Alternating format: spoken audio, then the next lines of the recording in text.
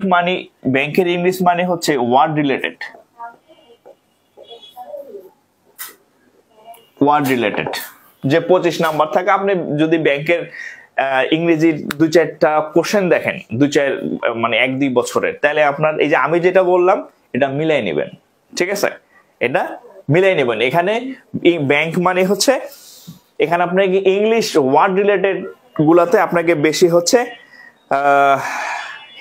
বেশি নাম্বার থাকে, এখানে আপনার এগুলা বেশি আসে। তাহলে কি কি পড়বেন দেখেন, টপিক গুলা দেখেন, সিনোনিমস পড়বেন, অ্যান্টোনিমস পড়বেন, একটু লিখে নিতে পারেন। হ্যাঁ, সিনোনিমস অ্যান্টোনিমস আপনি এক সপ্তাহ বই বসা ব্যাংকের সিলেবাস প্রশ্ন ঘাটাঘাটি করে যা যা পাবেন, আপনার আমি এক কথায় বলে দিতেছি, এগুলো আপনি অনেক অ্যানালাইসিস করে দেখবেন। এই যে আমি যেগুলো বলতেছি এগুলো হচ্ছে সামারি।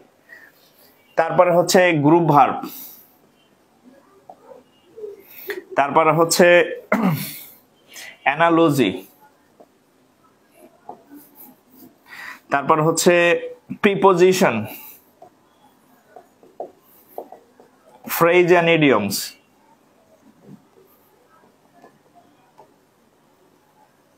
Phrase and idioms. তারপরে আর কি আছে, কিছু মিস হইলো?